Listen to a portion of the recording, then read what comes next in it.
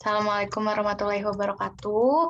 Selamat siang menjelang sore, kembali lagi di Risalah Talks yang merupakan sebuah program talk show yang tadi sudah disebutkan ya tujuannya untuk memberikan pengetahuan tentang marketing komunikasi, salah satunya yaitu branding, khususnya untuk teman-teman pelaku UKM, tapi juga terbuka untuk umum dan teman-teman mahasiswa. Nah, Risalah Talks ini merupakan salah satu program dari Risalah Branding dan Risalah Learning.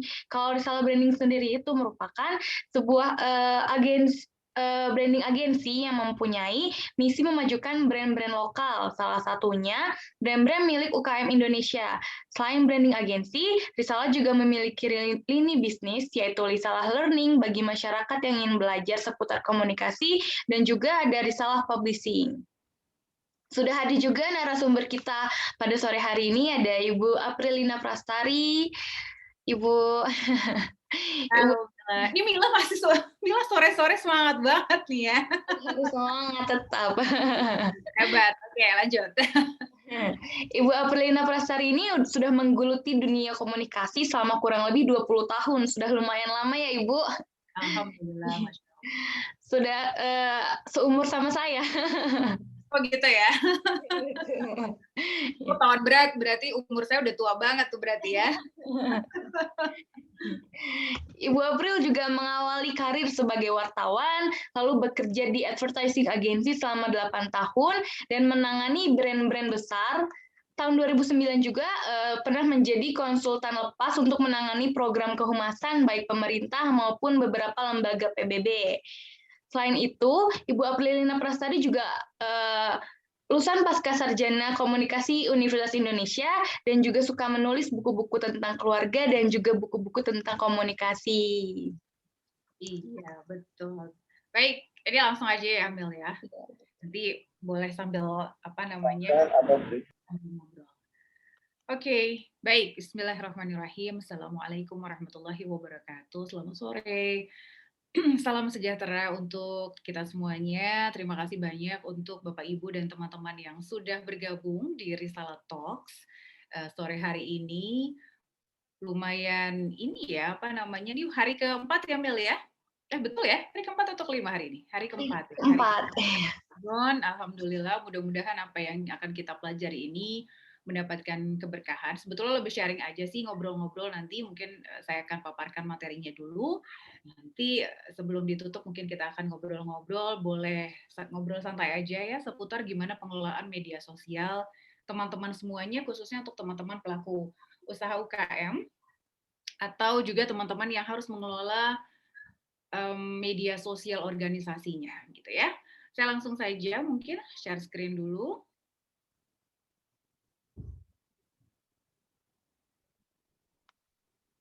Sudah terlihat, Kak Mila? Sudah masuk, Ibu. Sudah ya. Oke, baik.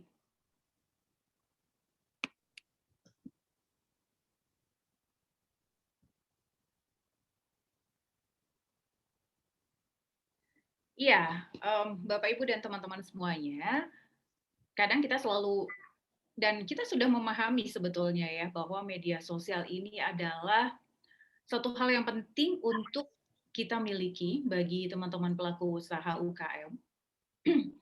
Dan yang paling penting adalah cuma kadang kita suka kurang belum dalam sekali untuk mendalami bagaimana sih sebetulnya merencanakan konten di media sosial ini. Kita tahu bahwa oh iya, kalau pakai media sosial itu kita bisa berpromosi dengan harga atau biaya yang jauh lebih terjangkau dengan target audiens yang lebih sesuai dengan target market produk kita, tetapi memang jauh lebih murah dibandingkan dengan kalau kita harus berpromosi di media-media tradisional. Media tradisional yang saya maksud di sini adalah mungkin media-media massa ya, karena kalau kita masih UKM, kita masih sebuah organisasi, terus kita masih kecil, belum terlalu besar sekali, memang tentu kita harus mempertimbangkan dana budget ya untuk promosi gitu. Nah, sebetulnya kalau media sosial ini adalah salah satu channel yang dapat kita miliki atau kita yang dapat kita maksimalkan penggunaannya untuk promosi brand kita gitu. Dan kalau kita bicara brand, Bapak Ibu dan teman-teman, sebetulnya tidak cuma produk ya, bukan cuma produk branding, tetapi juga berarti berlaku untuk personal branding, untuk diri kita sendiri. Jadi kalau kita misalkan punya profesi sebagai penulis kah, sebagai chef, sebagai guru atau apapun itu, sebetulnya kita bisa membangun brand kita sendiri di media sosial gitu ya. Dan yang kedua selain produk branding bisa juga misalkan tentunya misalkan kalau kita punya atau menjadi bagian dari sebuah organisasi, ini juga bisa gitu ya. Jadi kalau kita bicara brand tentu saja luas sekali, tidak hanya produk branding atau yang berkaitan dengan barang saja gitu. Nah, tapi sebelum kita sampai ke bagaimana mengelola konten yang tepat tadi, kita sebetulnya harus tahu dulu sebetulnya media sosial apa sih yang harus atau yang tepat untuk kita pilih gitu. Ini yang paling sangat mendasar sebetulnya. Kalau Bapak Ibu dan teman-teman sudah punya media sosialnya nggak apa-apa. Nanti sambil jalan untuk teman-teman pelaku UKM biasanya yang masih baru memulai usahanya karena memang belakangan ya sejak pandemi ini lumayan banyak juga teman-teman yang mulai berjualan gitu ya, baik sebagai personal seller gitu atau reseller. Jadi memang kemudian mereka atau baru mulai bikin suatu entah itu kue, masakan, makanan gitu, tapi belum punya brand atau kalaupun punya brand baru dinamain pakai stiker gitu, tapi belum sampai misalkan punya media sosialnya gitu. Nah, kebanyakan yang bertanya adalah kira-kira media sosial apa ya yang tepat untuk brand saya gitu. Apa nih yang paling tepat? Nah, mungkin sebelum kita sampai ke merencanakan konten tadi, yang bisa kita pikirkan dulu di awal adalah bagaimana sih sebetulnya untuk menentukan media sosial yang tepat gitu ya. Kalau menurut Hootsuite, memang di Indonesia sendiri, penggunaan media sosial ini tinggi ya, bahkan mungkin malah setengah dari penduduk Indonesia, lebih dari setengah penduduk Indonesia sudah sangat melek media sosial gitu ya. Dan ini adalah data yang dikeluarkan bulan Januari 2021, jadi masih cukup baru. Dan memang kita bisa lihat ya di mana-mana semua orang rasanya sangat familiar dengan media sosial, tinggal bagaimana penggunaannya gitu kan. Nah, yang paling penting adalah sebetulnya Bapak Ibu dan teman-teman, kalau kita sebelum menentukan media sosial apa yang paling tepat, mungkin nanti kita akan ada di slide berikutnya adalah media sosial apa yang paling digunakan ya. Walaupun nanti mungkin kita perlu cari data juga, media sosial apa yang paling sesuai dengan target audience kita gitu ya. Nah, jadi kalau mungkin di pembahasan sebelumnya kita sudah di Risalah Berbisik, jadi kalau Bapak Ibu dan teman-teman ada yang masih mau mendalami tentang apa sih target market, apa sih target audience gitu ya.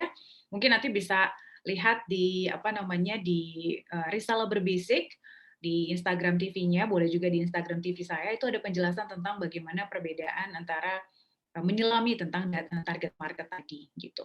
Nah, memang kalau kita sebelum memilih media sosial, kita harus sesuaikan dulu siapa sih sebetulnya target market atau target audience dari produk kita. Pasti semua produk itu punya targetnya masing-masing. Dan targetnya tuh nggak bisa yang kita bilang bahwa targetnya untuk semua. Jadi harus sangat spesifik dan harus jelas siapa sebetulnya yang mau kita sasar.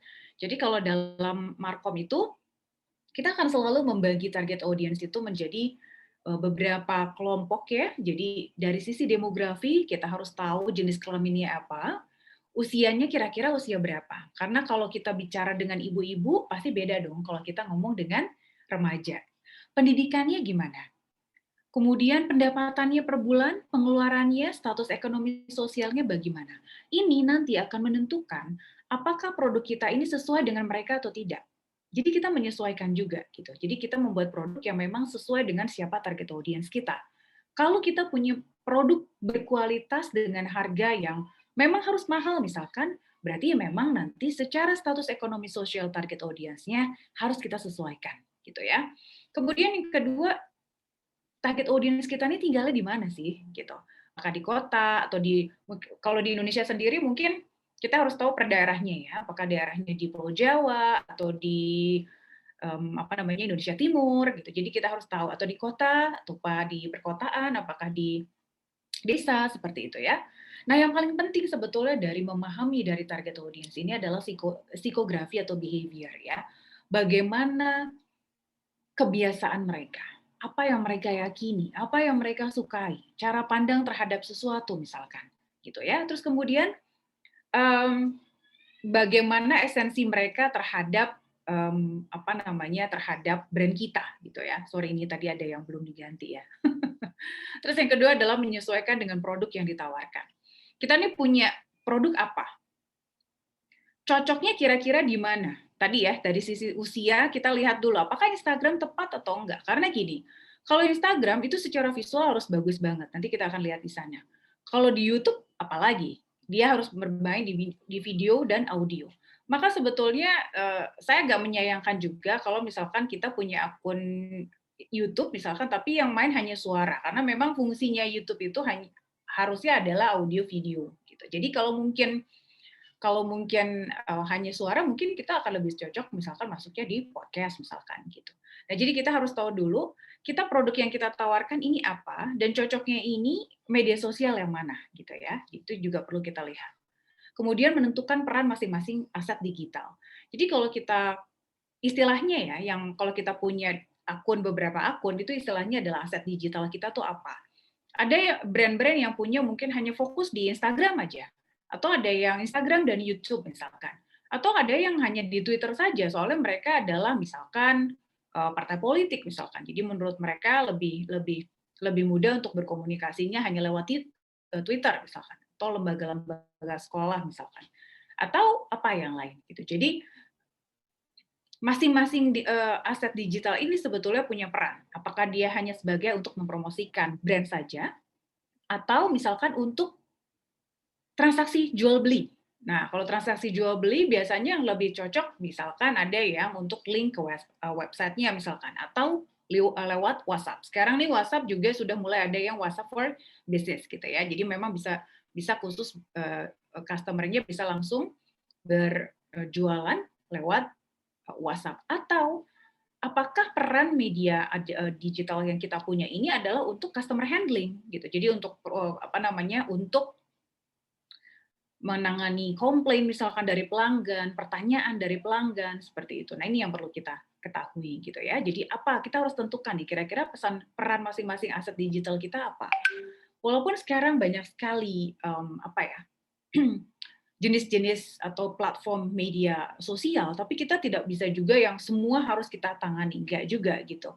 Ya, tapi bisa kita pilih kira-kira mana yang paling sesuai, dan kita harus fokus di situ. Jadi jangan punya banyak, tapi nggak dikelola gitu. Jadi yang paling penting adalah fokus mau pakai yang mana, sesuai dengan tadi, target audience-nya, kebiasaan-kebiasaannya, dan kemudian kita fokus di situ untuk mengembangkan gitu. Karena kalau kita nggak aktif di salah satu media sosial, biasanya itu akan berpengaruh terhadap algoritmanya gitu ya. Maka memang biasanya kalau untuk brand-brand yang ada di perusahaan atau di industri besar, mereka selalu frekuensi postingnya itu juga banyak sekali gitu. Nah, atau sering karena memang akan berpengaruh terhadap engagement-nya juga, terhadap algoritmanya juga.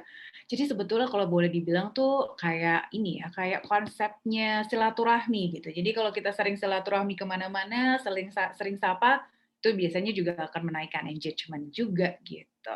Nah, sekarang kita mau bahas baru tentang sebelum itu kita mau pilih dulu ya tentang sekilas tentang media sosial apa sih yang tepat gitu ya. Nah, kalau teman-teman ini saya tahu nih ya salah satu tantangan teman-teman masuk ke media sosial adalah salah satu menciptakan kualitas dari sisi visual. Kalau teman-teman memilih Instagram ya. Jadi jangan sampai kita masuk ke Instagram tapi justru kita cuman misalkan capture status di WA terus kemudian posting di Instagram.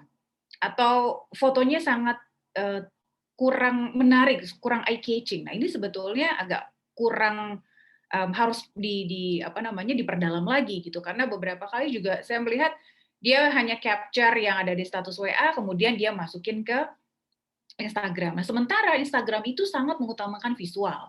Selain mungkin nanti storytelling dalam caption-nya ya, tapi sangat mengutamakan visual. Maka kalau teman-teman atau Bapak Ibu masuk nanti ke Instagram, maka Instagram ini harus betul-betul kuat secara visualnya, harus dipikirin betul visualnya. Jadi mungkin sekarang udah ada yang namanya fotografi pakai handphone gitu. Ini mungkin perlu juga dipelajari supaya paling tidak foto ataupun foto produk yang teman-teman mau angkat atau mau unggah di media sosial khususnya Instagram itu maksimal. Sementara beda dengan di Facebook. Facebook ini lebih kepada storytelling, caption-nya harus lebih enak untuk dibaca. Caption panjang nggak masalah, yang penting selama misalkan dia storytelling lebih menyentuh gitu. Visualnya lebih menunjang. Nah, itu masih bisa dan memang ada juga beberapa yang konten-kontennya di Instagram mirroring ke Facebook ya. Mirroring artinya automatically posting di Facebook gitu. Nah, kalau Twitter biasanya, oh ya tadi untuk Instagram tuh cocok untuk produk-produk yang harus menunjukkan visual ya, seperti fashion, makanan, kosmetik, skincare. Tapi ingat tadi, harus betul-betul dipikirkan secara visualnya gitu. Nah, kalau Twitter biasanya peran dari Twitter untuk teman-teman pemilik brand khususnya UKM itu adalah untuk mengirimkan link hidup dari website. Jadi kalau kita sebetulnya aktif di website, kita punya misalkan kita adalah sebuah lembaga yang di website-nya sangat aktif gitu ya. Jadi kita bikin konten di website, banyak sekali hal yang kita posting di sana. Nah, mungkin Twitter adalah salah satu channel yang bisa kita miliki untuk menyebarkan informasi itu karena dia bisa langsung link hidup. Beda dengan Instagram yang memang tidak ada atau tidak bisa link hidup gitu ya. Karena memang fungsinya tadi, dia lebih mengutamakan visual tadi. Sementara kalau Twitter, kita bisa mengirimkan link hidup dari website, tapi memang harus punya sesuatu informasi yang mau dibagikan. Ya, kalau misalkan dia link hidup dari website, ini sudah bisa menjadi salah satu peran gitu.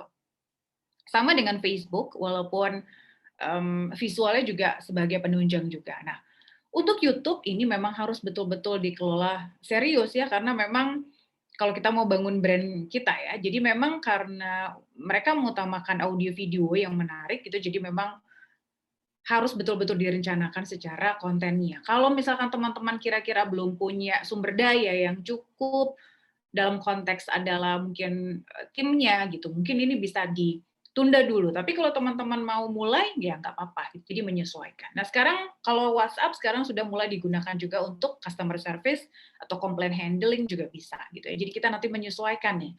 Tentu media sosial tidak hanya ini ya, media sosial juga banyak. Jadi kalau kayak Hootsuite juga bilang bahwa most used social media platforms kalau menurut mereka di Januari 2021 memang YouTube tuh memang tinggi sekali sekarang, apalagi di Indonesia mungkin senang ya nonton-nonton. Terus yang kedua sekarang WhatsApp, ketiga Instagram, Facebook, Twitter, TikTok meskipun mungkin memang lagi naik daun, cuman masih tetap di bawah para pendahulunya gitu ya.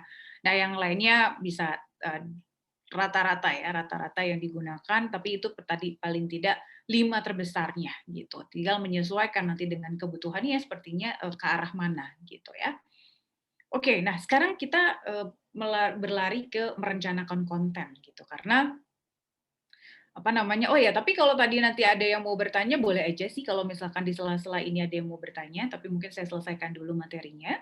Jadi tadi adalah bagaimana kita bisa memilih media sosialnya tadi sesuai dengan sesuai dengan target audiensnya, sesuai dengan kebiasaan-kebiasaan target audiens kita, produk yang kita jual seperti apa, kemudian kita menyesuaikan dengan karakter dari media sosial itu sendiri juga, dan kemampuan kita. Ini mungkin konteks saya bicara lebih dalam konteks untuk teman-teman pelaku usaha kecil dan mikro, dan juga teman-teman mungkin yang bisa mengelola komunitas ataupun lembaga-lembaga sosial yang mungkin dari sisi sumber daya manusianya juga mungkin masih terbatas gitu ya. Tapi kalau teman-teman punya sumber daya yang luar biasa, mungkin banyak sekali yang bisa dieksplor gitu.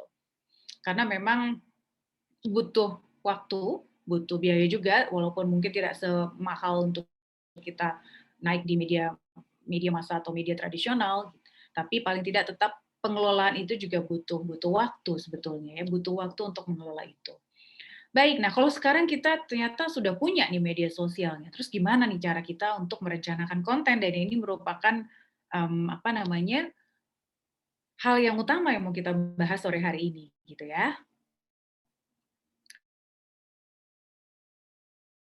Baik, kalau kita bicara brand sebetulnya Bapak Ibu dan teman-teman, sebetulnya kita tuh nggak bisa lepas dari brand personality. Jadi kalau ditanya apa sih brand personality gitu ya, karena memang betul sih, punya media sosial itu nggak cuma posting aja, yang penting posting, yang penting rame, gitu.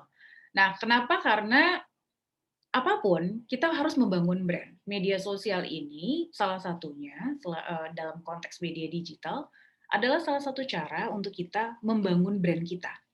Tadi ya, brand itu bisa berarti produk, bisa berarti organisasi, bisa berarti kita sebagai seorang personal gitu. Jadi sebetulnya bebas saja, tidak harus hanya pelaku usaha, tapi semua yang punya nama, yang punya value atau nilai lebih itu adalah brand. Dan brand ini kalau bukan manusia berarti memang tetap harus punya namanya brand personality. Kalau kita punya satu produk, jadi kalau brand personality itu lebih kepada apa sih kepribadian yang mau dilihat dari si brand ini, gitu, yang mau kita tunjukkan, yang mau kita tunjukkan. Karena jadi sama seperti bagaimana mau memindahkan kepribadian seseorang yang ada di manusia itu kepada seorang atau sesosok brand atau sebuah brand ini tadi. Jadi bagaimana dia ini, si brand tadi itu punya karakteristik, punya kepribadian. Ya, nanti saya kasih contoh. Jadi kalau misalkan kita di dalam slide berikutnya nanti ada contoh-contoh brand personality, karena biasanya kita kalau lihat, wah pokoknya keren nih kalau misalkan pakai mobil itu. Ya, ada satu mobil merek tertentu, kalian kalau pakai mobil itu keren. Atau pakai jam tangan itu tuh, biasanya pakai jam tangan itu adalah orang-orang yang macho, misalkan. Atau orang-orang yang pokoknya seneng traveling. Ada ya, saya nggak perlu nyebut brand ya. Ada ya, jenis-jenis jam tertentu yang kayaknya kalau pakai itu keren, terus berasa kayak maju, terus pokoknya itu jam sering kita pakai buat sesuatu yang berhubungan sama aktivitas outdoor. Nah itu salah satunya adalah brand personality karena memang mereka atau brand ini memang menonjolkan kepribadiannya seperti itu, gitu. Nah kalau brand image apa nanti ada pembedaannya. Nah kemudian bagaimana brand personanya? Kalau brand image itu sebetulnya apa yang orang lihat tentang kita, gitu. Nah, kalau brand persona di media sosial tadi sebetulnya bagaimana menurunkan brand personality tadi ke dalam media sosial. Jadi contoh gini, kalau kita misalkan punya satu brand, terus kita mau dilihat orang tuh kita sebagai sebuah brand yang lucu, seru gitu ya. Misalkan kayak contoh, saya ambil misalkan jam tangan Swatch ya. Swatch itu jadi sebut brand lagi nih ya, tapi nggak apa-apa lah ya. Jadi dia selalu desain-desainnya tuh menarik, desain-desainnya fun, desain-desainnya nggak pasaran, apalagi dulu ya, sebelum ada yang ikut-ikut gitu. Terus kemudian kita selalu lihat bahwa ini adalah satu orang yang pakai ini, jadi akan terlihat fun, seru, asik, gitu. Nah, jadi ketika itu kemudian diturunkan atau dia punya media sosial, maka keseruan tadi, keceriaan tadi, itu harus ditunjukkan di media sosialnya. Dengan cara apa? Dengan cara visualnya, dilihat dari sisi visualnya, berarti warna-warna yang dia gunakan juga warna-warna cerah, seperti desain jam tangannya. Terus kemudian cara caption-nya, atau copy on visualnya, caption-nya dalam membuat caption, ini nanti tidak dibahas di sini ya, kalau copywriting itu nanti mungkin kapan-kapan kalau kita bikin kelas lagi bisa untuk copywriting, tapi tidak dibahas di sini. Tapi dari sisi copywriting-nya juga sama, seru, lucu gitu. Bedain ya, kalau misalkan ada yang secara formal, kan kita akan selalu bilang, kalau yang formal misalkan, apa kabar, selamat sore, senang sekali bertemu kembali, atau misalkan senang sekali, apa gitu ya, brand tertentu, dia pakai bahasa-bahasa yang formal. Tapi kalau misalkan yang seru, misalkan, "Hey guys, how are you?" Misalkan kayak gitu ya. "It's very pleasure to meet you." Misalkan kayak gitu. Jadi dia lebih lebih santai gitu ya. Jadi lebih yang, "Wow, hari ini kita mau ngobrolin apa ya?" Jadi ada bahasa-bahasa yang informal. Karena memang di dalam copywriting itu nggak sama dengan kita bikin berita gitu ya. Di dalam copywriting itu kadang nggak ada rules yang tepat, tapi yang paling penting atau prinsip dasar dari copywriting itu adalah menyesuaikan dengan target audience-nya. Jadi kalau target audience-nya remaja, gaya bahasanya juga harus remaja gitu. Nggak harus yang pakai bahasa formal. Kalau nulis berita kan harus pakai bahasa formal gitu ya. Seperti itu. Nah, ini tadi brand personality ini dari Aker sebetulnya dasarnya. Jadi ada sincerity, ada excitement, competence, sophistication gitu. Nah, masing-masing kelompok karakter ini sebetulnya yang menggambarkan si brand tadi. Apakah kita mau dimiliki atau dilihat orang sebagai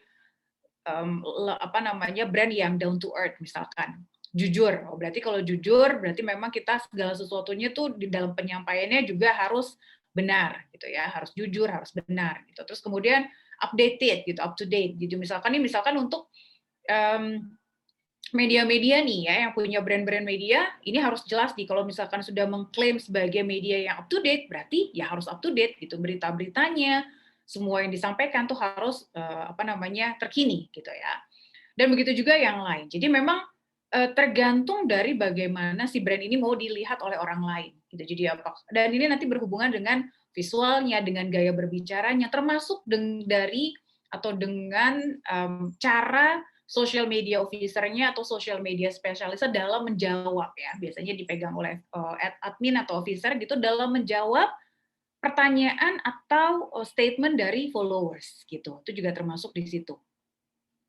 Nah, ini yang tadi disampaikan ya, bagaimana brand itu sebetulnya banyak, mungkin kita tidak terlalu dalam di sini, tapi yang jelas kalau untuk tadi kayak Instagram, dia harus secara visual dan secara visualnya harus menyesuaikan dengan brand identity-nya ya. Jadi kayak misalkan salah satu brand identity itu kan logo ya, logo, tagline, corporate color ada di situ. Jadi menggunakan warna-warna yang ada di corporate color-nya si brand ini supaya orang ingat, oh kalau merah identik dengan ini, oh kalau ungu dan orange identik dengan Risalah misalkan kayak gitu.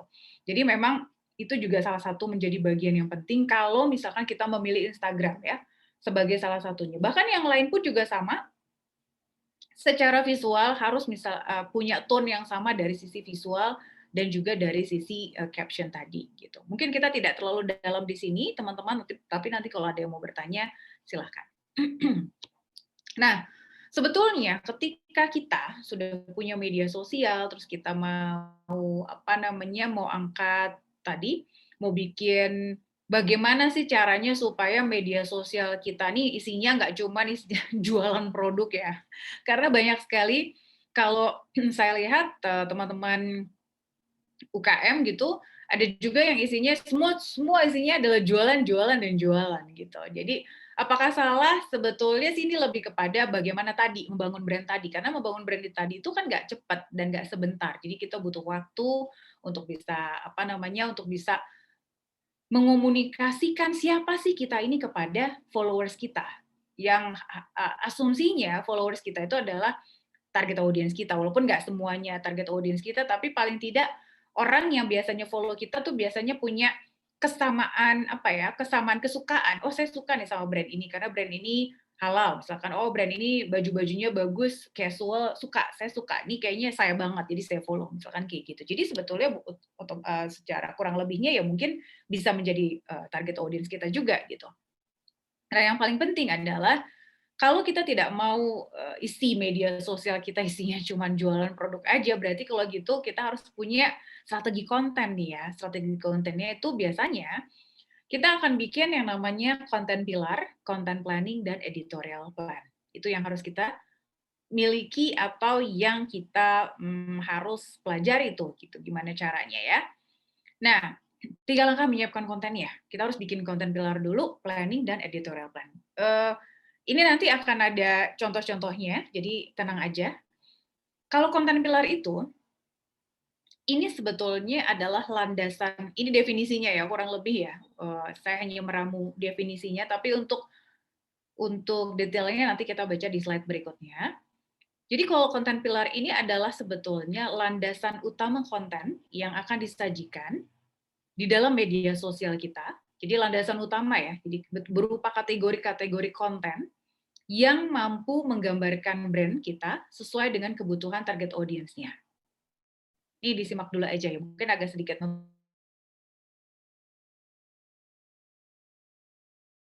konten yang akan disajikan per minggu. Jadi turunan tuh, jadi dari konten pilar ke konten planning, baru ke editorial plan. Gitu. Editorial plan itu apa?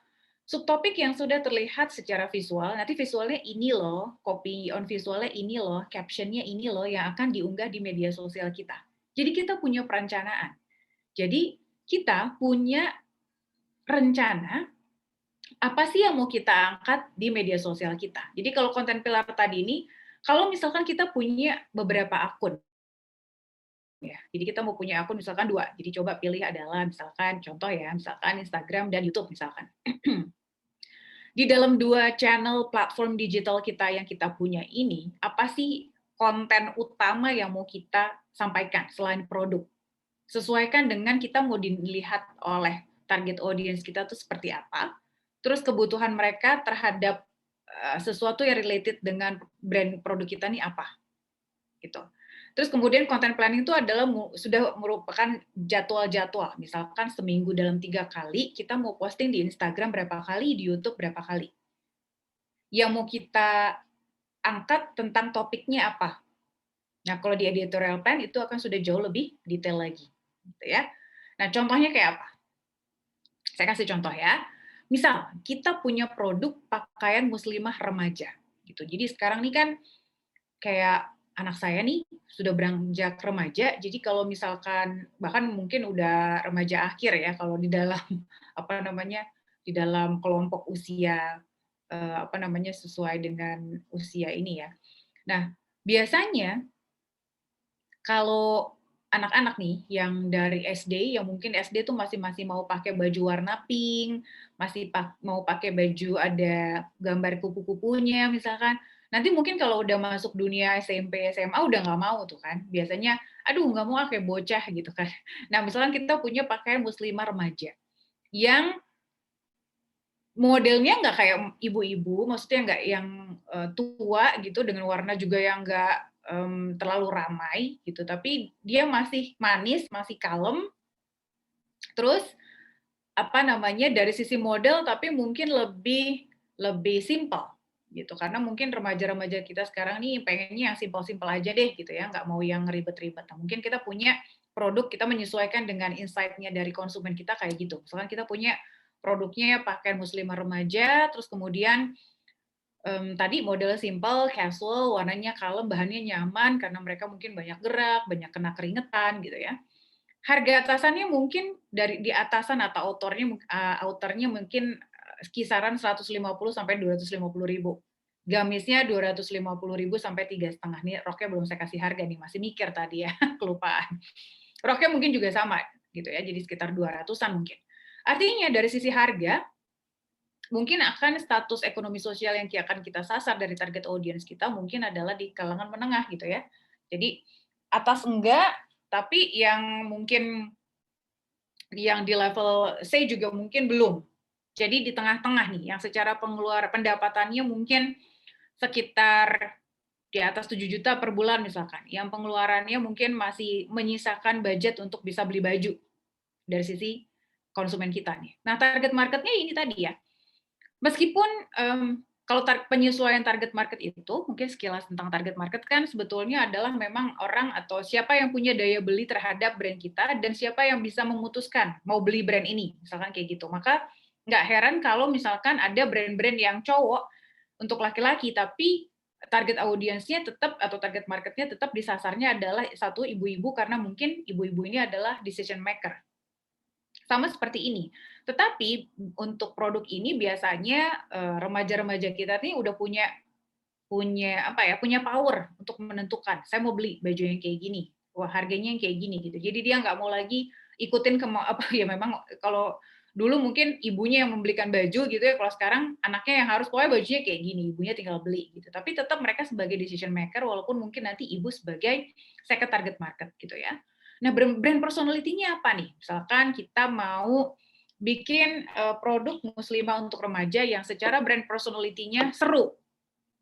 Artinya kalau pakai brand ini orang ngelihatnya berarti ini anak-anak atau orang-orang yang memang mau dilihat seru. Jadi kayak mungkin dari sisi modelnya gitu, modelnya tuh mungkin nggak yang terlalu bunga-bunga gitu. Jadi kalau bunga-bunga kan kelihatannya lebih feminin ya gitu ya. Tapi kalau ini mungkin lebih yang kelihatan aktif tuh mungkin bahasa baju warna-warnanya warna-warna yang warna-warna alam gitu. Terus kemudian bajunya mungkin nggak cuma gamis tapi mungkin ada yang outer yang mungkin kelihatan wah ini anak kayaknya seru nih, kayaknya funky deh gitu, kayaknya orang anaknya aktif deh karena bajunya casual gitu ya. Jadi kan kalau casual tuh mungkin bisa bisa lebih explore-nya lebih aktif misalkan kayak gitu. Nah itu misalkan kayak gitu kita bikin brand personality-nya. Nah terus gimana terus kita bikin konten pilarnya? Ini adalah contoh ya. Jadi kayak misalkan kita pengen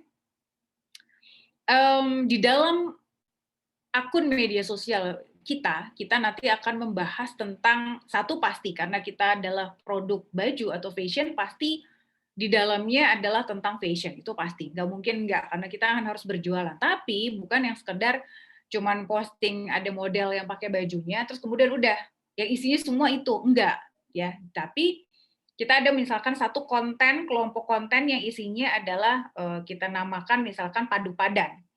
Ini adalah konten-konten yang berkaitan dengan produk kita, produk baju kita, semuanya, apakah itu atasan, bawahan, dan lain-lain. Terus bagaimana memadu-madankan?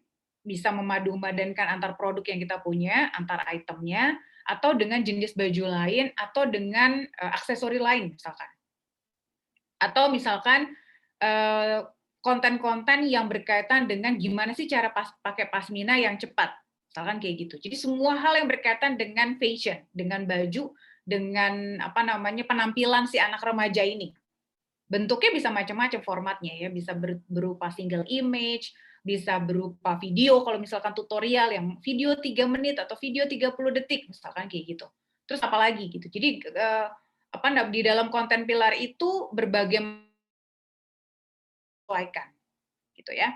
Terus kedua misalkan kategori kelompok konten kedua adalah panutan, karena tadi misalkan kita sasarannya adalah remaja, maka kita juga pengen bikin mereka tuh nggak cuman dijejali dengan produk, tapi juga dengan hal-hal yang bermanfaat sehingga dia merasa bahwa brand kita ini manfaat gitu. Atau akun media sosial kita ini punya manfaat gitu ya. Jadi kayak misalkan, oh ini konten ini, kelompok konten pilar yang ini adalah untuk konten-konten yang berkaitan dengan tokoh-tokoh muda yang menginspirasi.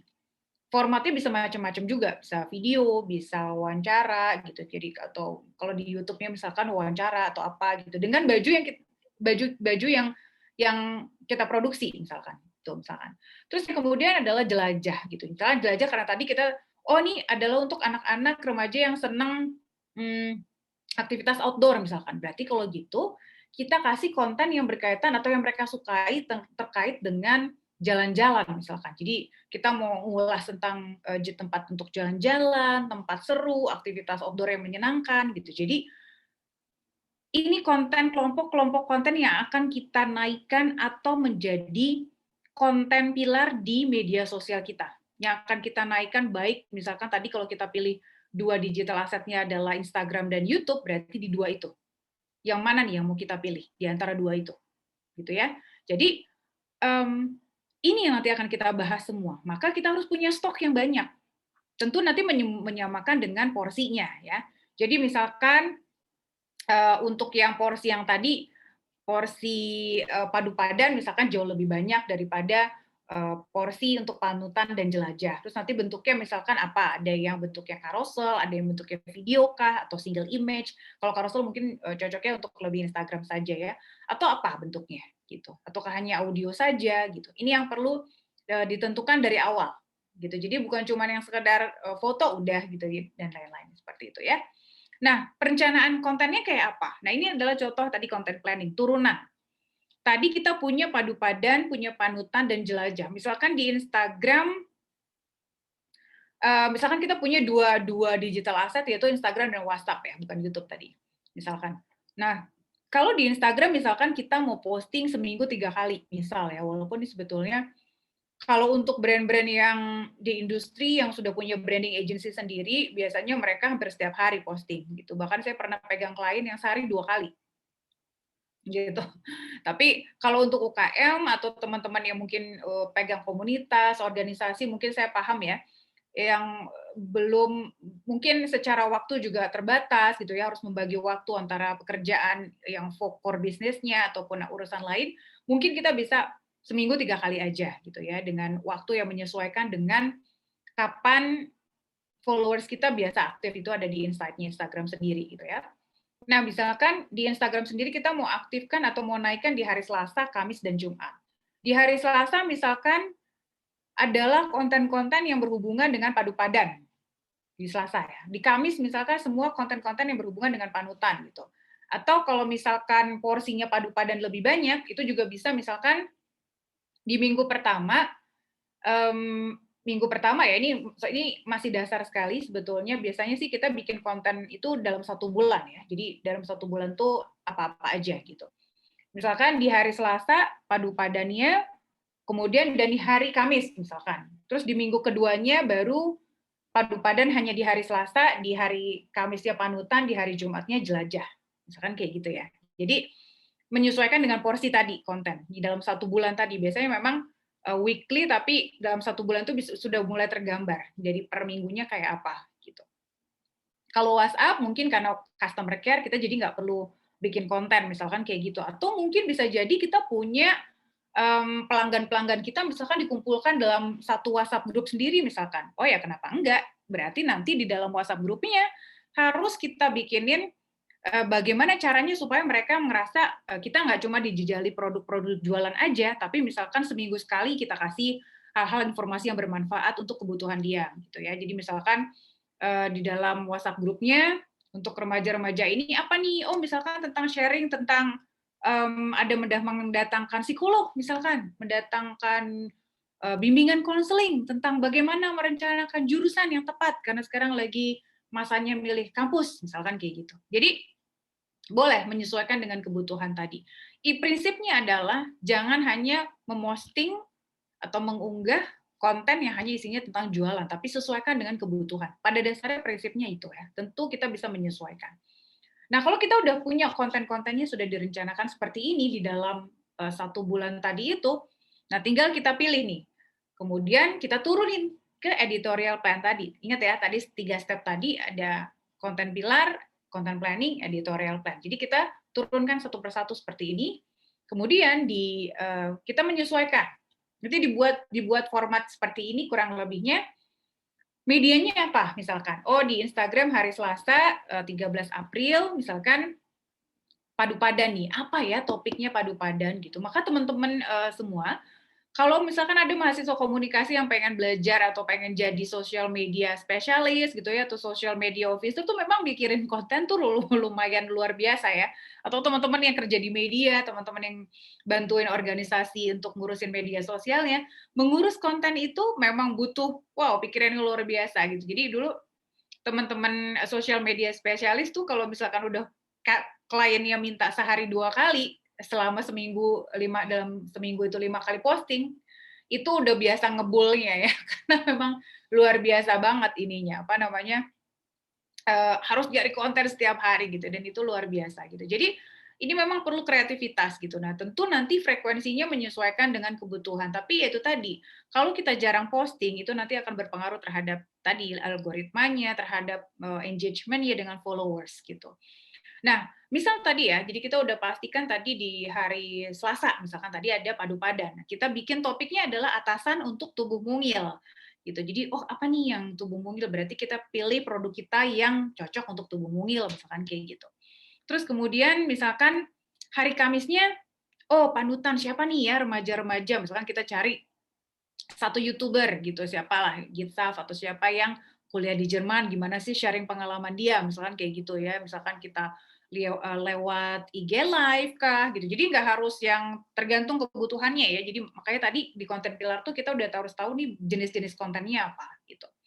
Nah kemudian di Jumat, apa nih, misalkan jelajah tempat-tempat. Oh iya ya, biasanya anak-anak remaja tuh apa sih yang dia cari? Oh iya, dia suka berenang misalkan. Gimana caranya cari tempat di Jabodetabek 5 kolam renang khusus muslimah di Jabodetabek misalkan kayak gitu. Jadi menyesuaikan tadi itu turunannya baru nanti di format kontennya kita jelaskan. Ini format kontennya apa gitu ya. Jadi biasanya kalau di di advertising agency atau di branding agency atau di perusahaan-perusahaan besar gitu, biasanya ini ditangani oleh seorang social media specialist karena dia akan memikirkan ini seperti apa, nanti akan mereka pikirin format kontennya kayak apa gitu ya. Apakah dia video kah, apakah dia hanya audio saja, apakah dia single image gitu. Jadi format kontennya juga dipikirkan. Kemudian visual dan kopinya nanti akan seperti apa gitu ya, copy on visualnya, captionnya gitu. Ini nanti tugasnya biasanya sama teman-teman content writer atau copywriter gitu. Walaupun ada juga yang merangkap juga ada juga sih gitu, tergantung dari kebutuhannya. Tapi itu kurang lebihnya. Jadi memikirkan konten ini memang butuh waktu. butuh apa ya, butuh waktu, butuh biaya juga kalau misalkan untuk foto-foto ya. Jadi pengetahuan dan pengalaman itu juga penting sekali. Termasuk tadi kalau mau menciptakan suatu visual yang baik, ya salah satunya ada tadi bagaimana bisa menghadirkan visual yang cantik tadi gitu. Jadi memang kekuatannya di media sosial itu juga ditentukan oleh konten kita kalau kata Harun Rashid. Dan saya sepakat sekali dengan ini bahwa jangan sampai kita punya brand, khususnya kalau kita yang punya usaha gitu ya, usaha yang masih baru baru dijalani, jangan sampai isinya hanya jualan, postingnya hanya jualan gitu ya. Tapi bagaimana kita mencoba membangun brand kita tadi, itu dengan tadi ya, bagaimana brand personality kita yang mau kita bangun, bagaimana brand image atau orang melihat kita mau kayak apa gitu. Nah, itu yang harus kita bangun, dan membangun brand di media sosial ini tentunya tidak mudah, tapi butuh waktu, tapi kalau tidak dimulai sekarang, kapan lagi? Gitu. Mungkin sementara itu dulu. Saya kembalikan dulu ke moderator. Nanti kalau misalkan ada yang mau ngobrol-ngobrol lebih lanjut, boleh ngobrol di Instagram saya di @aprilinaprastari, atau di Instagramnya Risalah Branding juga boleh, atau kalau mau email saya juga boleh di aprilina.prastari@risalah.id. Gitu. Kak Mila, saya kembalikan dulu ke Kak Mila, gitu ya. Mudah-mudahan nggak jadi ngantuk nih ya. Udah 4:30, semakin ngantuk, jadi selesai pemaparan ini, kita buka sesi tanya jawab atau ngobrol-ngobrol aja sih sebetulnya ya, apa yang bisa kita kolaborasikan gitu, atau bisa kita bahas gitu. Silakan Kak Mila. Ya, terima kasih Ibu atas tadi materinya tentang perencanaan konten di media sosial. Banyak sekali tadi ya, khususnya bagi saya juga dapat ilmu baru tentang perencanaan konten. Mungkin juga teman-teman yang ini juga merasakan hal yang sama. Boleh tadi Mas Yoga udah buka mic, mau bertanya atau memberikan tanggapan? Oke. Kepada teman-teman yang lain mungkin ada yang ingin bertanya mengenai materi kita sore hari ini, yaitu perencanaan konten di media sosial, atau misalnya mau konsultasi nih, misalnya kayak media sosial saya tuh kayak gini tempat jualannya, mungkin kita bisa sharing di sini bareng-bareng. Boleh dong, boleh banget. Gimana? Gimana? Ada yang mau tanya? Ngobrol, mau sharing mungkin ya, apa kesulitan, tantangan, kesulitannya mungkin. Ya, Mbak Tias. Ya, kalau saya kan punya akun media sosial itu Facebook, Twitter, Instagram, di TikTok ada, terus apalagi ya sampai lupa. Itu saya masih kesulitan untuk apa ya? Jadi membagi gitu loh. Mana sih yang sebaiknya saya kencengin gitu ininya brandingnya gitu. Ataukah semuanya harus bareng gitu? Oke. Mbak Tias, ini untuk yang personal ini ya, apa namanya, akun pribadi ya, bukan akun usaha ya? Saya juga bingung, apakah harus dipisahkan? Kalau dipisahkan, maksudnya gini, ngurus satu aja udah sibuk gitu. Iya, benar Mbak. Iya, itu gimana tuh Mbak? Iya. Saya bisa paham sih Mbak, karena secara personal juga ini juga saya alami juga sebetulnya ya. Artinya memang tadi saya sudah bilang bahwa di awal memang bikin atau mengelola konten di media sosial itu memang butuh waktu juga, butuh tenaga. Nah, memang kalau untuk pertama kita tentukan dulu nih Mbak Tias, atau kita mau membranding siapa? Diri kita atau membranding usaha kita? Karena pasti dua-duanya nanti akan beda ininya kan, treatment-nya beda gitu. Nah, kita mau branding yang mana dulu nih? Branding kita sebagai seorang pribadi, misalkan saya seorang penulis misalkan ya. Terus kita mau branding diri kita sebagai penulis, tapi kita selain itu juga punya usaha. Nah, kira-kira yang mana yang mau kita branding gitu. Karena ini berkaitan sama bangun branding, Mbak Tias. Nah, maka yang perlu dilakukan adalah pertama harus bisa menentukan dulu yang mau kita brand seorang Tias Tatankannya atau usaha UKM-nya. Apakah karena mungkin orang mengenal seorang Tias Tatanka kan sebagai apa? Misalkan sebagai penulis kah, seorang apa. Tapi ada juga yang kalau misalkan yang mau diangkat adalah usahanya, berarti yang mau kita branding adalah usahanya. Kalau usahanya berarti memang harus sendiri media sosialnya. Beda kalau misalkan Mbak Tias memang mau membranding diri Mbak sendiri. Sebagai apa? Nah, ini pertanyaan berikutnya. Kalau kemudian Mbak Tias mau membranding diri sendiri, kira-kira mau sebagai apa di brandingnya? Apakah sebagai penulis aja? Karena kita nggak bisa kebanyakan, kalau masih berhubungan satu sama lain, misalkan writer and blogger, itu mungkin masih memungkinkan gitu ya. Tapi kalau udah terlalu banyak, kita harus bisa milih sih memang. Di antara sekian banyak hal yang kita lakukan itu sebetulnya kita mau dikenal orang, ya tadi ya, brand image orang terhadap kita, yang mau kita bahas tuh yang mana? Itu yang kedua. Kalau kita sudah menentukan itu, baru kita lihat di mana media sosial tempat orang-orang yang menjadi target audience kita ini banyak berkumpul dan kita nyaman. Kalau kita pilih atau kita mungkin nggak terlalu punya sumber daya dalam hal mengelola visual misalkan, mungkin Instagram kurang cocok mungkin ya, karena Instagram tuh memang harus secara visualnya baik. Tapi kalau kita lebih suka cerita, storytelling, dan kemudian target audience kita lebih banyak di situ, dan mungkin followers kita lihat juga jumlah followers kita lebih banyak di mana, mungkin kita bisa lebih milih di Facebook misalkan. Karena tadi masing-masing media sosial tadi punya kekuatannya masing-masing gitu. Tapi kalau misalkan kita tadi perannya di mana? Kalau kita misalkan aktif sebagai blogger dan kita punya blog misalkan, mungkin kita bisa pilih dua di antara tadi Instagram atau Facebook dan Twitter. Di Facebook kita lebih cerita banyak hal tentang apa yang mau kita lakukan, dan ini tadi butuh waktu juga ya untuk mengelola itu, untuk sering aktif posting. Dan satu lagi adalah di Twitter untuk posting link itu tadi ya, kalau kita bahas peran media sosialnya. Apakah harus semua? Kayaknya memang kalau kita nggak punya waktu di sana memang akan jadi ini sekali sih Mbak Tias, jadi PR banget sih itu gitu. Maka sebenarnya beberapa teman mungkin ada yang mungkin sekarang udah mulai meninggalkan satu media sosialnya dan mulai aktif di satu aja, itu juga nggak apa-apa gitu. Karena ada yang misalkan kenapa kalau posting di media sosial yang ini like-nya dikit, tapi kalau di media sosial ini kok like-nya banyak ya, misalkan kayak gitu kan. Oh berarti mungkin memang sekarang itu tadi, kalau kita nggak banyak main di sana pasti memang berubah, algoritmanya berubah, ini ya berubah, dan itu memang saya sadari sendiri juga gitu untuk bahkan untuk media sosial saya sendiri gitu. Jadi memang yang harus kita pikirkan itu tadi ya, tadi kita pikirin dulu kita mau nge-branding yang mana dulu nih, karena kita bicara konteksnya adalah bagaimana mengelola media sosial ini untuk membangun brand gitu. Jadi apakah kita memang mau bangun brand ini, membangun pribadi kita, ataukah kita mau bangun ini tadi, usaha kita tadi gitu. Ini yang harus kita tadi pikirkan sih sebetulnya Mbak Tias, di bagian apa yang mau kita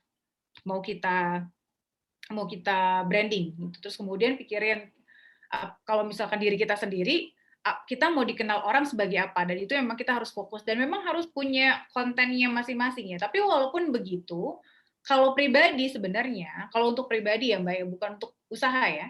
Kalau untuk pribadi sih sebetulnya bercerita tentang diri kita saja itu juga udah merupakan sebuah konten sih yang menarik. Jadi kayak lebih kepada tadi ya, kalau misalkan kita mau dikenal orang sebagai sosok pribadi yang ibu-ibu tangguh misalkan, terus kemudian dia menonjolkan sisi kejujurannya, lebih cerita-cerita tentang pengalaman anaknya gitu ya, nggak apa-apa juga gitu. Tapi itu adalah branding dirinya sendiri. Jadi ini lebih harus dibedakan antara media sosial hanya untuk for fun, artinya memang untuk sekedar berbagi aja, sama media sosial untuk membangun brand kita gitu. Jadi memang ada sedikit perbedaannya, walaupun sebetulnya tentu saja followers akan lebih suka dengan kondisi kita kalau untuk bangun pribadi ya, lebih suka kondisi kita yang jujur apa adanya untuk bercerita tentang diri kita. Biasanya gitu ya, terutama di Facebook. Di Facebook itu kalau kita cerita tentang diri kita, itu biasanya like-nya lebih banyak. Karena memang lebih honest gitu ya, lebih jujur karena kita lebih cerita tentang apa. Jadi sebetulnya tergantung itu tadi sih Mbak Tias, kita harus bisa menentukan yang mau kita branding apa, dan kita harus tahu dulu fungsi dari media sosial ini buat kita nih apa. Karena kalau enggak nanti jadinya akan capek sendiri gitu. Ini mungkin konteksnya lebih kepada bagaimana kita mengelola media sosial ini untuk membangun sebuah brand. apakah itu brandnya untuk produk yang kita mau jual, ataukah produk itu untuk membangun diri kita sendiri. Nah, kalau berkaitan sama personal branding, memang treatment-nya agak sedikit berbeda dengan kalau kita mau bikin atau bangun barang gitu ya, membangun brand untuk sebuah barang, pasti beda. Karena kalau personal branding itu kan hubungannya sama diri, sama kita sebagai seseorang gitu ya. Jadi memang harus lebih banyak cerita, banyak storytelling-nya, dan biasanya paling suka followers itu kalau kita posting tentang diri kita sih sebenarnya. Itu kenapa di Indonesia ini YouTube selebgram tuh banyak banget dibanjirin viewers, karena kadang memang suka senang untuk melihat satu sama lain gitu. Jadi mungkin lebih ke situ sih Mbak Tias. Nanti baru ditentukan dari situ media sosial mana yang paling sering kita nyaman untuk kita hadir di sana. Karena kalau antara Facebook sama Instagram itu udah pasti dua hal yang beda ya. Dari sisi kalau Facebook mungkin lebih storytelling-nya, lebih ceritanya tuh harus lebih banyak. Kalau di Instagram mungkin lebih ke visualnya juga ya, harus lebih kuat menonjol. Sementara kalau di Facebook, kalau kita mau bangun diri kita sendiri, sebetulnya tanpa visual yang luar biasa juga nggak ada masalah juga gitu. Jadi semua itu harus ditentukan dari awal dulu Mbak, kayaknya harus dirapiin dari awal dulu. Sebetulnya kita mau apa dulu nih dengan media sosial yang kita punya gitu. Nah baru nanti kalau sudah sesuai itu, baru kita mulai yang tadi saya jelaskan lebih kepada gimana nih awalnya, kita mau dikenal sebagai apa, atau barang kita atau produk kita mau dikenal sebagai apa, terus kemudian brand personality-nya kayak apa, nanti kita bikinin konten pilarnya, konten planning-nya, editorial planning kayak apa, kayak gitu. Lebih ke situ sih Mbak Tias. Mudah-mudahan, atau belum kalau ada yang mau ditanyain lagi boleh. Udah, insya Allah cukup. Terima Ya. kasih Mbak Pil. Sama-sama Mbak Tias. Iya, gimana Mel? Ada lagi nggak yang mau nanya Mel? Atau memang gitu Mel? Kalau Mila gimana Mel? Ada yang mau ditanyain nggak? Kalau saya sebenarnya kalau saya sebenarnya tipe orang yang susah untuk gimana sih Bu kalau misalnya mau membrand diri sendiri tapi tuh kayak pemalu gitu, maksudnya susah menonjolkan. Kan kalau branding itu nggak, tadi yang Ibu sampaikan nggak harus tentang produk tapi bisa juga branding diri atau dan sebagainya. Itu kalau misalnya tipe-tipe orang yang susah menonjolkan diri itu gimana cara membrand dirinya sendiri gitu?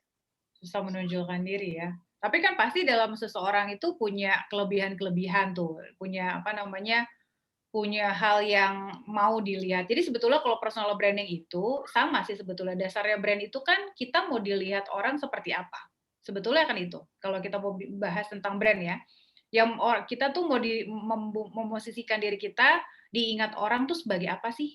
Apakah sebagai misalkan sebagai misalkan di sini kan banyak tuh beberapa teman penulis ya, misalkan penulis keluarga misalkan, atau penulis cerita anak misalkan kayak gitu. Ya berarti di dalam konten-konten yang kita sajikan ya harus berkaitan dengan itu. Jadi misalkan bagaimana tip menulis ini, terus kita lagi baca buku misalkan, menceritakan buku cerita anak itu ke siapa, kayak gitu. Jadi melekatkan brand positioning di benaknya konsumen tadi itu yang paling penting tadi sih Mila. Dengan aktivitas-aktivitas yang sering kita mainkan atau yang sering kita sampaikan di media sosial kita gitu, sehingga orang tahu oh Mila ini seorang penulis misalkan gini, oh Mila tuh ternyata blogger perempuan yang senang ini ya review kosmetik misalkan kayak gitu, oh atau misalkan oh Mila ini adalah apa misalkan kayak gitu. Nah itu tentu harus disampaikan secara konsisten gitu, jadi kita nggak bisa yang cuma sekali dua kali terus kemudian isinya jadi gado-gado banget. Nah, ini kalau kita bicaranya masalah untuk penggunaan untuk membangun brand tadi gitu. Bedakan dengan kalau memang punya media sosialnya ya hanya sekedar untuk punya gitu. Jadi memang beda gitu. Tujuannya memang dari awal aja udah beda gitu. Tapi memang apapun itu kita harus be honest ya, harus jujur. Apapun itu jujur dalam arti sekalipun kita misalkan mau membangun diri kita sebagai seseorang ya, misalkan sebagai seorang penulis kah atau sebagai seorang apa yang harus disampaikan di media sosial itu harus jujur banget gitu. Jadi harus sesuai dengan apa yang kita lakukan. Jadi nggak boleh fake ya, nggak boleh yang nggak sesuai sama aslinya atau kenyataannya gitu. Itu beda sama itu beda lagi gitu, karena esensi dari brand itu adalah itu janji, ketulusan, kejujuran. Jadi apa yang kita sampaikan di media sosial ya harus sama dengan apa yang kita di dunia nyata, seperti itu Mila. Iya, terima kasih Ibu. Saya ada pertanyaan lagi nih Bu, terkait. Tapi di chat ada yang nanya juga tuh. Oh iya benar, ini dulu. Untuk Mbak Andi Yulianita ya? Iya. Halo Mbak Andi. Mbak Andi mau dibacakan atau mau open mikrofon aja? Masih mute, Mbak. Oh iya. Iya. Oke. Jadi tadi aku agak ketinggalan, mohon maaf ya. Iya, nggak apa-apa. Jadi kemarin tuh aku kan sempat ikut Zoom meeting Mbak April juga ya, bahas tentang Oke, yang terima kasih. branding UMKM Melek branding ya. Jadi masih ada Oke. hubungannya lah ya, relate ya. Di situ ada bahas tentang brand descriptor sama tagline. Oh iya. Nah, itu sama nggak sih? Jadi maksudnya kan katanya setiap di materi kita tuh harus selalu ada itu kan, gitu. Nah, berarti di konten juga ada dong seperti itu, benar nggak sih? Nah, contohnya Oke. tuh seperti apa? Oke, ya. Jadi biasanya Mbak Andi, ini saya jawab langsung ya. Jadi Iya, kalau boleh. biasanya, kalau di brand descriptor sama tagline. Jadi gini, kalau sebuah brand itu memang harus ada brand descriptor itu kan definisinya adalah penjelas dari produk kita tuh apa. Kayak misalkan kita punya produk roti apa ya, misalkan roti yang terdiri dari gandum, terus kemudian dia bahan-bahannya sehat gitu ya, atau gluten free misalkan gitu ya. Jadi contoh nih ya, jadi kayak misalkan brand kita misalkan roti Juliana, misalkan roti Juliana terbuat dari gandum pilihan non atau gluten free, sehat gitu dan sehat misalkan kayak gitu. Itu kan berarti kita mendeskripsikan produk kita. Nah, kalau tagline itu nanti adalah ramuan atau kata-kata yang terdiri dari kata-kata yang bisa melekatkan siapa kita ini di benak konsumen dan itu selalu ada di bawah logo biasanya. Jadi kalau misalkan contoh ya, misalkan contoh tagline tuh misalkan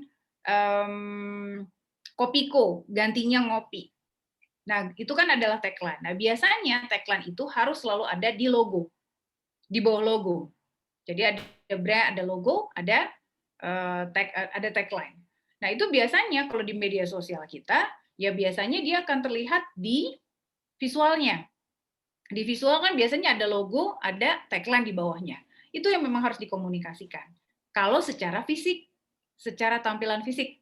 Tapi kalau secara tampilan tidak fisik, dalam arti secara konten yang lainnya, atau secara kepribadian yang mau kita tampilkan, berarti kita harus bisa mengenalkan bahwa kita adalah produk roti gluten free yang sehat dengan gandum pilihan tadi ke dalam semua materi komunikasi yang berkaitan sama jualan produk.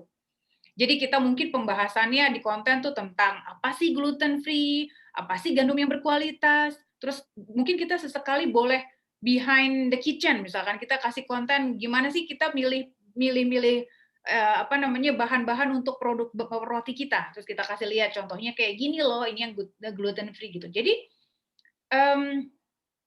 kalau tagline itu selalu ada di dalam bawahnya logo dan itu selalu ada dikomunikasikan terus di dalam bawah logo. Tujuannya adalah supaya orang mengingat dan biasanya tagline itu harus terdiri dari beberapa kata yang menarik untuk telinga untuk supaya orang bisa ingat.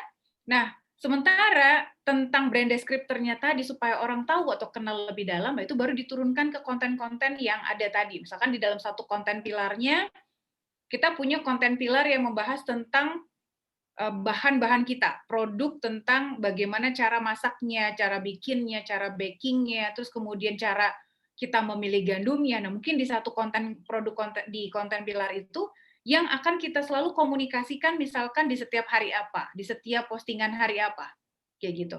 Jadi mungkin tadi nggak tahu tadi Mbak Andi ikut nggak yang penjelasan tentang konten pilar? Oh iya. Udah masuk ya? Ya. Jadi Iya. kurang lebih seperti itu. Jadi memang itu tadi sih Mbak. Jadi dari awal ketika kita sudah punya brand, terus kemudian kita bikin. Memang kalau membahas brand tuh banyak sekali elemennya gitu ya. Ada brand ini, brand penjahit. Jadi memang Jadi memang banyak, tapi kurang lebihnya seperti itu. Jadi artinya memang ketika kita sudah punya brand, kemudian kita buatkan logonya. Nah, logo dan tagline ini akan selalu muncul di dalam aktivitas di media sosial kita. Itu biasanya di visualnya, kayak gitu Mbak Andi. Semoga menjawab ya. Ya, jadi tadi artinya kalau misalnya si kontennya ini memang berhubungan dengan jualan kita, memang harus ada yang brand descriptor tadi. Tapi kalau tadi seperti Mbak April bilang kan, kita nggak harus selalu isinya materi jualan aja kan. Artinya di situ ada kalanya kita nggak perlu membawa brand descriptor itu ya. Kalau brand descriptor itu sebetulnya ini aja sih Mbak, kalau brand descriptor itu sebetulnya untuk kita aja. Untuk kita simpan aja. Jadi nggak harus dikomunikasikan secara jelas kalau kita udah punya tagline. Kecuali kalau kita belum punya tagline, kita boleh tuh kasih pakai brand descriptor dulu gitu. Nah, biasanya nantinya turunan ke konten-kontennya adalah bagaimana caranya sebetulnya supaya si target audience kita tahu nih, kenal kita nih siapa, produk kita nih kayak apa gitu. Tapi apapun kontennya, kalau logo sama tagline biasanya selalu ada, Mbak. Selalu ada di apa namanya, entah itu kalau misalnya kita lagi bikin video, di akhir videonya kita kasih tuh logo, tagline. Jadi sebetulnya akan selalu bisa selalu ada sebetulnya. Walaupun kontennya nggak melulu soal jualan gitu. Tapi logo dan tagline itu identitas kita. Jadi tagline itu sebetulnya turunan dari brand descriptor, turunan dari brand descriptor. Kayak misalkan contoh adalah Kopiko gantinya ngopi. Gantinya ngopi itu adalah tagline. Brand descriptornya kan adalah permen rasa kopi yang bisa menggantikan ngopi, atau permen yang terbuat dari kopi yang bisa menggantikan kopi. Misalkan itu brand descriptornya. Kemudian dikemas oleh copywriternya atau dikemas oleh si brand ownernya ini menjadi gantinya ngopi.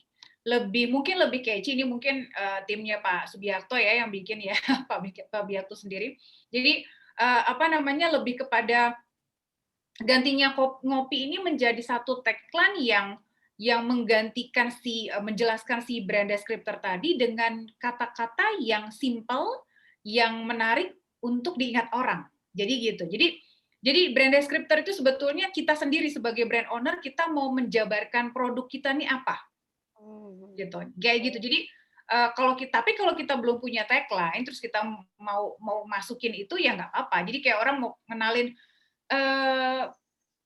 produk atau rotinya Yuanita tuh apa sih gitu, baru kita jelasin ini adalah produk bakery atau roti yang terdiri dari misalkan kayak gitu ya, itu brand descriptor kan, menjelaskan sehingga orang mendengar oh kayak gitu, oh produknya itu. Tapi kalau tagline itu lebih udah diramu, kata-kata brand descriptor tadi sudah diramu menjadi kata-kata yang menarik dalam beberapa kata yang mudah diingat oleh konsumen, dan itu biasanya akan selalu ada di bawah logo gitu. Iya Mbak.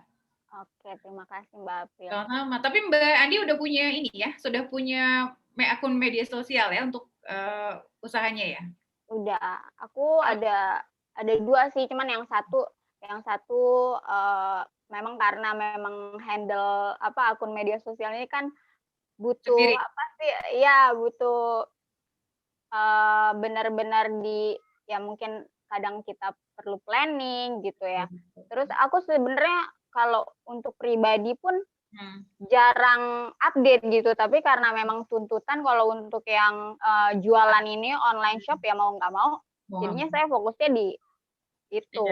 Iya, betul. Ya memang itu sih Mbak, tantangan kalau mau aktif di media sosial, yang dalam arti konteksnya untuk bangun branding ya memang harus dipikirin secara serius gitu, memang seperti itu. Tapi kalau kadang yang dipikirin yang media sosial usaha kita, tapi mungkin yang akun sosial pribadi kita mungkin ya udah gitu ya. Iya. Tapi kalau untuk Risalah sendiri ada jasa untuk handle akun media sosial? Ada. Oh ada ya. Iya, ada. Itu memang sebagai salah satu lini usaha kita adalah di Risalah Branding adalah untuk pengelolaan media sosial gitu. Oke. Ya soalnya kemarin temanku juga kan dia punya online shop dan dia followernya udah lumayan banyak lah gitu. Terus karena dia mungkin aktivitas di rumahnya sebagai ibu rumah tangga gitu ya, akun media sosialnya ini nggak ke-handle gitu. Jadi kan lama-lama follower-nya ini berkurang gitu. Sempet dia tanya juga sama aku gitu, Iya. ada nggak jasa untuk itu gitu. Berarti mungkin bisa dibantu Risalah ya. Insya Allah, insya Allah. Ya, terima kasih Mbak Andi. Iya, sama-sama. Gimana Mil? Ya, mungkin dari teman-teman yang lain ada yang ingin tanya lagi soal tema kita hari ini. Kayaknya udah paham semua gitu ya Bu.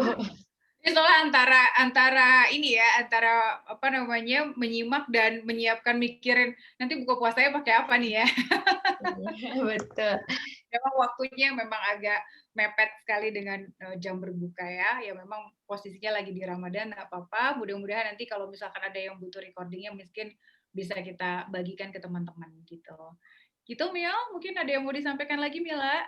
Ya, kalau dari saya mungkin cukup sekian. Oh ya, mengingatkan juga untuk teman-teman jangan lupa untuk ikuti akun Instagram Risalah Branding di @risalabranding dan juga akun ada yang ingin bertanya. Iya boleh. Dari Mbak Nadia mungkin ya satu lagi untuk pertanyaan terakhir sesi kita hari ini. Ya, silakan. Mbak Nadia mau on mikrofon atau gimana? Mau dibacakan aja? Atau mau ngobrol-ngobrol supaya lebih kenal?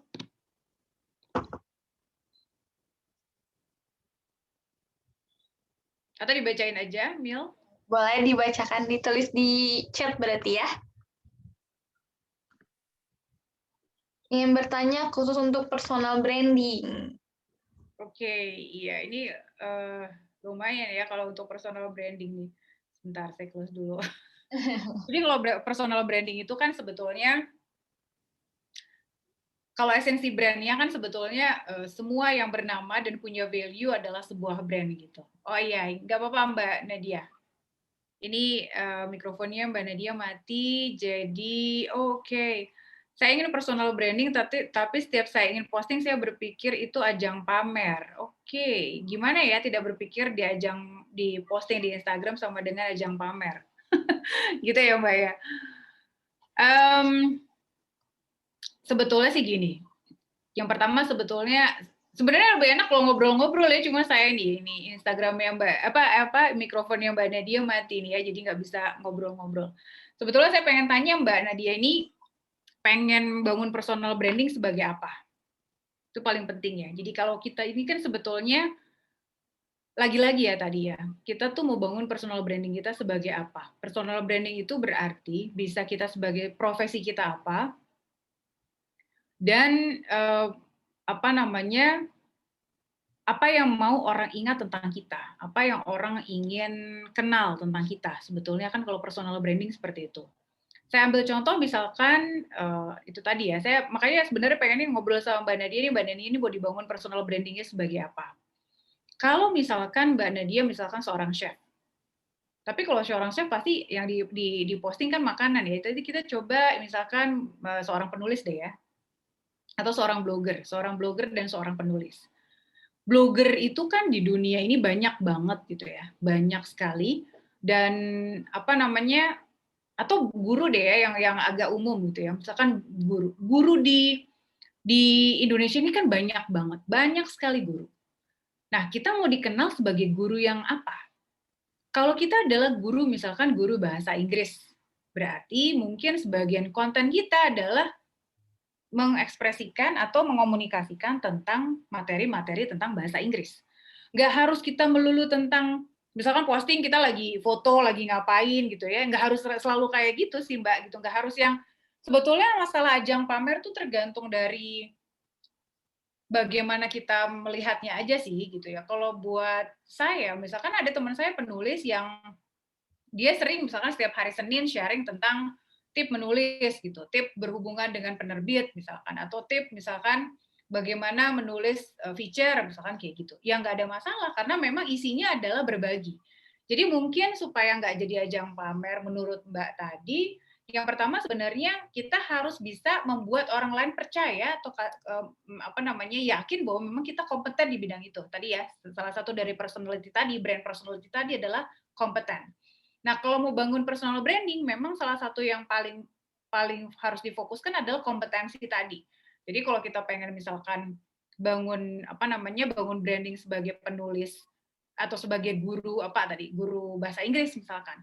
Berarti ada hari-hari di mana di dalam media sosial kita itu kita akan bahas pelajaran tentang bahasa Inggris misalkan. Terus misalkan di hari apa kita akan sharing tentang pengalaman kita menjadi menjadi guru bahasa Inggris. Misalkan kita pernah ketemu sama murid yang bahasa Inggrisnya jago misalkan, atau misalkan kendala sebagai guru bahasa Inggris itu apa? Misalkan bagaimana mengajarkan pronunciation kepada anak-anak gitu misalkan ya. Terus mungkin di hari lain ya kalau misalkan kita personal branding yang nggak melulu tentang bahasa Inggris, kita bisa juga misalkan cerita tentang daily life kita gitu. Ya daily life kita bagaimana caranya berhubungan dengan orang lain, dengan keluarga kita. Jadi nggak melulu tentang peran kita sebagai guru bahasa Inggris gitu. Jadi yang perlu dipikirin sih itu gimana kita membagi kalau personal branding itu kita membagi konten kita di media sosial kita tadi menjadi apa yang mau kita tonjolkan kepada orang lain dan apa yang mau kita tonjolkan sebagai diri kita sendiri. Tapi kalau kita mau ditonjolkan atau membangun personal branding sebagai guru bahasa Inggris tadi, mungkin ada konten-konten di media sosial kita yang tadi ya, salah satu brand personality kompeten, jadi kita harus tunjukkan bahwa kita memang kompeten di bidang bahasa Inggris. Jadi ada yang materinya tentang bahas tentang grammar misalkan, atau tip bagaimana bisa mudah menghafal kosakata bahasa Inggris dalam waktu sekian menit, misalkan kayak gitu atau apa. Terus kemudian di konten berikutnya, kelompok konten berikutnya, misalkan kita akan sharing di dalam 1 minggu itu misalkan tentang pengalaman kita sebagai guru bahasa Inggris misalkan. Atau mungkin nanti ada read aloud, kita baca buku dalam bahasa Inggris gitu. Bentuknya misalkan bisa video 1 menit atau dongeng sebelum tidur untuk anak-anak dalam bahasa Inggris. Jadi yang kita komunikasikan kepada followers kita di media sosial kita adalah semua hal tentang bahasa Inggris. Dari mulai ngajarnya gimana, pengalaman kita sebagai gurunya, terus kemudian materi tentang bahasa Inggrisnya. Jadi ini lebih kepada orang kemudian ingat. Kan yang paling penting dari brand positioning itu adalah bagaimana orang ingat tentang kita. Oh, kalau sama Mbak Nadia itu adalah guru bahasa Inggris yang begini, misalkan kayak gitu. Jadi lebih ke situ sih. Jadi bukan yang maksud saya masih agak kurang paham juga ya, maksudnya ajang pamer itu apakah kita selalu kalau misalnya kita memenangkan kompetisi atau dapat award apa ya nggak apa-apa dong kalau kita posting juga di media sosial, walaupun ini mungkin tergantung dari orangnya masing-masing ya, ada yang nyaman ada yang enggak, tapi kalau kita berpikiran positif ya kenapa enggak, kita justru lebih seneng kan kalau ngeliat teman kita maju gitu kan, kayak gitu sih Mbak Nadia. Jadi tergantung dari kita, dasarnya dari personal branding itu adalah apa yang orang lain pengen lihat dari kita, tentang kita, apa yang mau kita tanamkan di benak konsumen atau di benak orang lain tentang kita, seperti apa yang mau kita bangun. Kita mau dikenal orang ini sebagai apa. Dan itu tergantung berhubungan dengan profesi, kelebihan, dan apa yang ditonjolkan dari diri kita.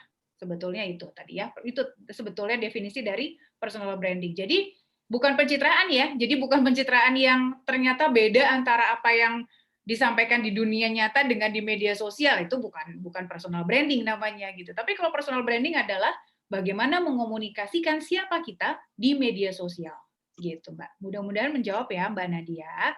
Sama-sama. Silakan gimana? Iya. Mel, udah?